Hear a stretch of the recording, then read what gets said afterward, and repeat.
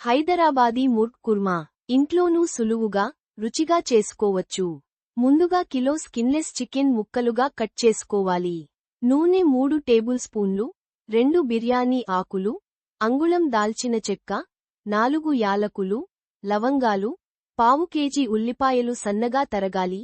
Teaspoon అల్లం వెల్లుల్లి paste, table spoon కారం పొడి, 2 టేబుల్ స్పూన్ల పెరుగు, 50 మిల్లీగ్రాముల నీళ్లు తీసుకోవాలి. గోరువెచ్చని నీటిలో గుప్పెడు జీడిపప్పులు నానబెట్టాలి. తగినంత ఉప్పు, కాస్త కొత్తమీర తురుము సిద్ధంగా పెట్టుకోవాలి. ఇలా చేయండి. గిన్నెలో పెరుగు, కారం, పసుపు వేసి కలిపి పక్కన పెట్టుకోవాలి.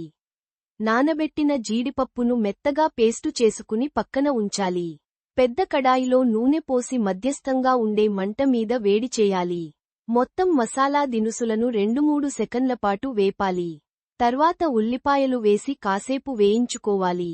ఇవి గోధుమ రంగులోకి మారడం మొదలు పెట్టినప్పుడు చికెన్, అల్లం వెల్లుల్లి పేస్టు వేసి మూత పెట్టి కాసేపు ఉడికించుకోవాలి.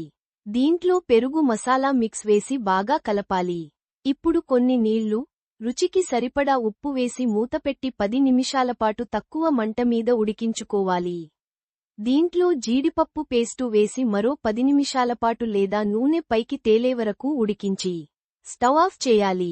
పైన కొత్తమీర తురుము చల్లుకుంటే సరిపోతుంది. నాన్ లేదా పులావ్తో తింటే చాలా బాగుంటుంది.